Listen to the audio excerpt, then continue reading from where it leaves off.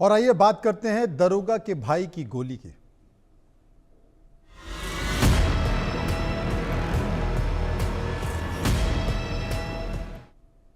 पूर्वी दिल्ली के शाहदरा में गाली गलौज का विरोध करने पर अखिल पवार नाम के एक युवक को गोली मार दी गई। उसे 4 गोलियां लगी और अस्पताल में उसका इलाज भी चल रहा है। घायल अखिल पवार पुलिसकर्मी का बेटा बताया जा रहा है।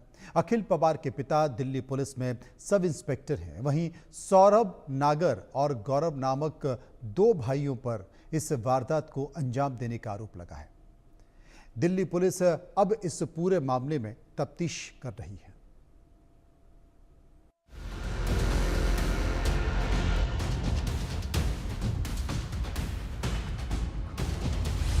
स्वतंत्रता दिवस पर दिल्ली में सनसनीखेज वारदात।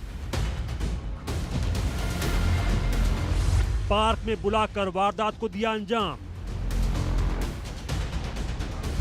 दरोगा के बेटे पर सरेआम फायरिंग से दहली दिल्ली। दिल्ली में जब लोग आजादी के जश्न में डूबे थे, तभी दिल्ली का शाहदरा इलाका गोलियों की तड़तड़ाहट से गूंज उठा। पूर्वी दिल्ली के शाहदरा इलाके में मामूली विवाद में एक युवक पर सरेआम फायरिंग कर दी गई।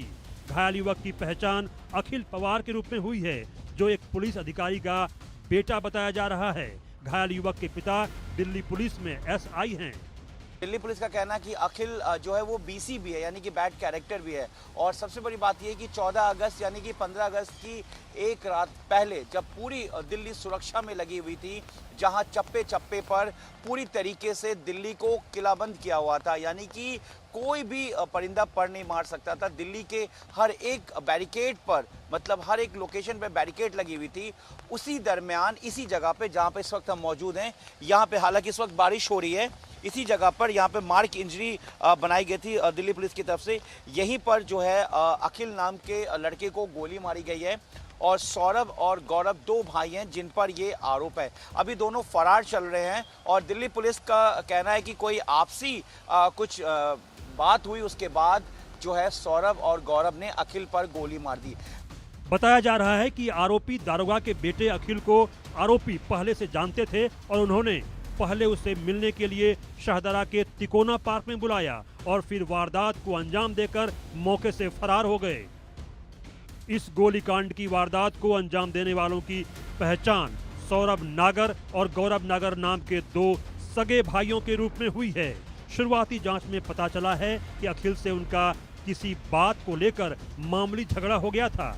इसी रंजिश के चलते पहले दोनों आरोपियों ने उसे पार्क में बुलाया, जहां उनके बीच फिर से बहस शुरू हो गई, जो फिर बड़ी वारदात में बदल गई और आरोपियों ने दरोगा के बेटे को सरेआम गोलियों से भून डाला।